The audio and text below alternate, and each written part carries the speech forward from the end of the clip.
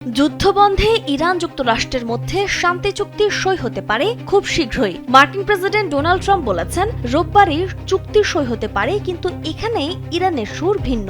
যুক্তরাষ্ট্রের সঙ্গে শান্তি চুক্তির একটি প্রাথমিক কাঠামো আগামী কয়েকদিনের মধ্যে স্বাক্ষরিত হতে পারে বলে জানিয়েছে ইরান। তবে মধ্যস্থতাকারী দেশ পাকিস্তানের পক্ষ থেকে আগামী 24 ঘন্টার মধ্যে চুক্তি সইয়ের যে ইঙ্গিত দেওয়া হয়েছে তা নাকচ করেছে তেহরান, এমনটাই খবর রয়টার্সের। তবে প্রশ্ন হচ্ছে, কি আছে এই ঐতিহাসিক চুক্তিতে?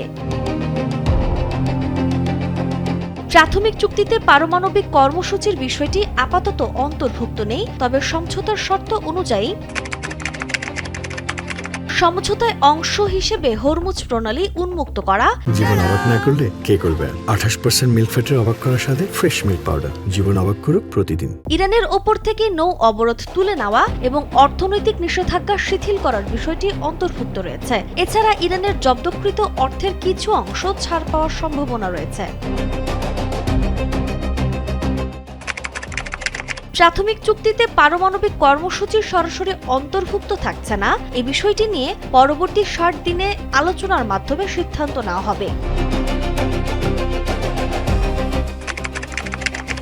হোয়াইট হাউসের দাবি, ইরান তাদের ইউরেনিয়াম ধ্বংস বা স্থানান্তর করতে রাজি হয়েছে। বিপরীতে ইরান স্পষ্টভাবে জানিয়েছে, তারা ইউরেনিয়াম ধ্বংস বা স্থানান্তর করবে না, বরং দেশেই সেটি মান কমিয়ে নিয়ন্ত্রণে রাখবে।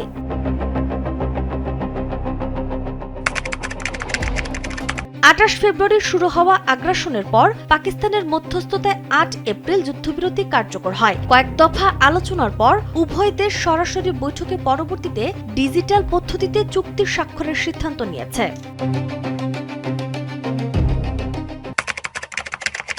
চলমান সংঘাতের প্রথম দিনেই ইরানের সর্বোচ্চ নেতা আয়াতুল্লাহ আলী খামেনি নিহত হয়েছেন। রাষ্ট্রীয় ঘোষণা অনুযায়ী আগামী 4 জুলাই থেকে তার দাফনের আনুষ্ঠানিকতা শুরু হবে এবং 9 জুলাই মাশহাদে তাকে সমাহিত করা হবে। মূলত হরমুজ প্রণালীর নিরাপত্তা নিশ্চিত করা, ইরানের উপর থেকে কঠোর নৌ অবরোধ প্রত্যাহার এবং অর্থনৈতিক নিষেধাজ্ঞা শিথিল করার উদ্দেশ্যে এই চুক্তিটি করা হচ্ছে। ইরানও তার উপর চাপ কমাতে এবং পারমাণবিক ইস্যুতে আলোচনার পথ প্রশস্ত করতে এই সমঝোতায় আগ্রহী। এই চুক্তির ফলে দীর্ঘদিন ধরে চলা রক্তক্ষয়ী যুদ্ধ এবং আঞ্চলিক অস্থিরতা কমে আসার একটি নতুন দুয়ার উন্মোচিত হতে পারে। যদিও পূর্ণাঙ্গ চুক্তির বিষয়ে উভয় পক্ষই এখনো সতর্ক, তবুও পাকিস্তান সহ সংশ্লিষ্ট সব পক্ষই দীর্ঘদিনের এই অচল অবস্থা নিরসনে আশাবাদী। নাজমুন নাহার উসবা, কালবেলা।